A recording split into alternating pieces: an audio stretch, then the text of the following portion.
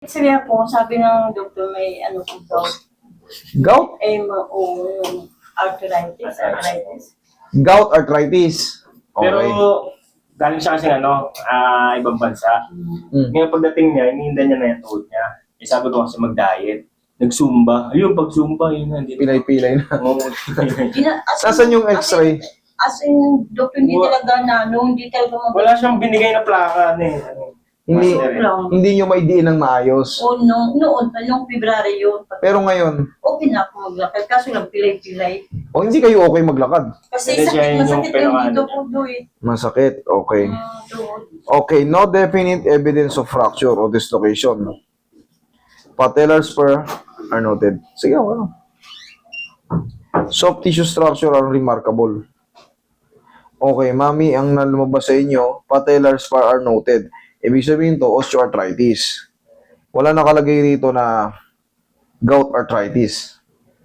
Yung patellar spur is consider osteoarthritis. Okay, sige, higa ka. Wala ka dyan, ma. Para siya si Master. Okay, relax lang ha.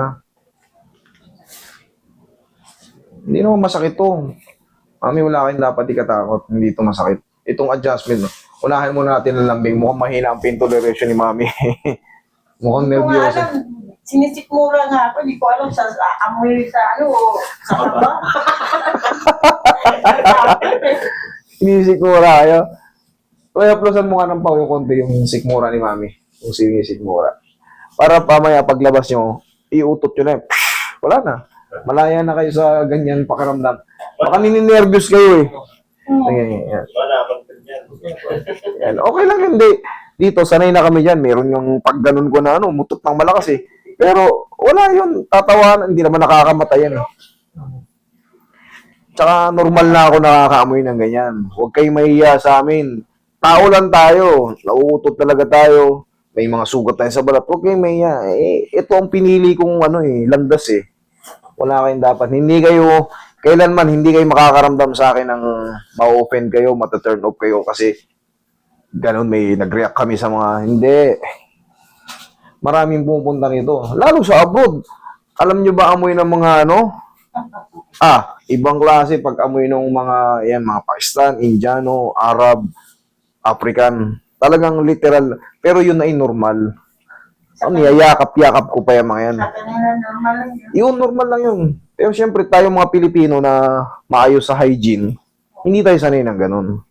Pero syempre, doon na ako nagsimula sa ganun eh. Dito pa ba sa Pilipino, makakaramdam kayo ng mga discrimination? Kahit babae! Kahit babae! Talagang, pero wala lang yun. Hindi naman nakakamatay yun eh. Pagkaraniwan sa kanila yun, kasi meron silang tinatawag na culture. Pag mas mabaho, mas barako sa mga lalaki. Yung amoy, yung parang, alam mo yung kambing na nabasa, na tapos hindi na paliguan ng 3 buwan. Pangkaraniwan lang yun eh. Oo, ibang klase amoy nila, matapang. Pero, andito na ako eh. Iyakapin ko pa kayo. Okay, relax lang. Oh! Tanggal na yan. Sige, tanggalin nyo na. Okay na.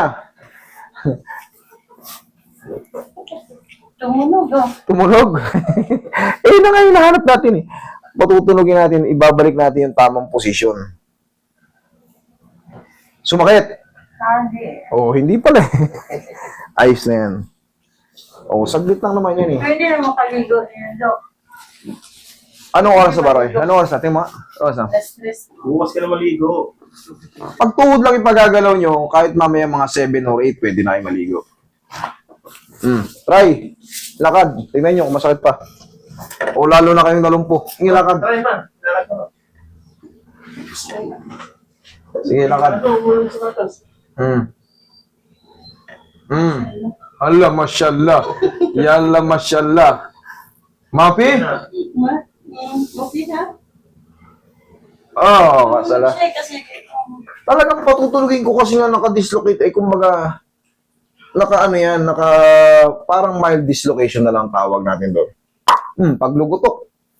ang galing Very good talaga. Wala. Ako nagulat ka Sumba ka na. na ulit na kasi minsan pag ganyan ha, sumba ka na ulit. Oh, pag ginagayan, masakit. Ngayon. Mano pa dito?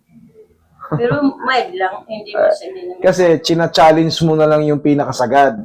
Normally, meron pang matitirang konting-konti. Pero hindi na katulad kanina na hindi mo maidiin. Oh, okay? Basta hindi ka naikaika mo. Ayos na. Sige, pahingan nyo lang yan. Dire-diretso na yan. O ikaw,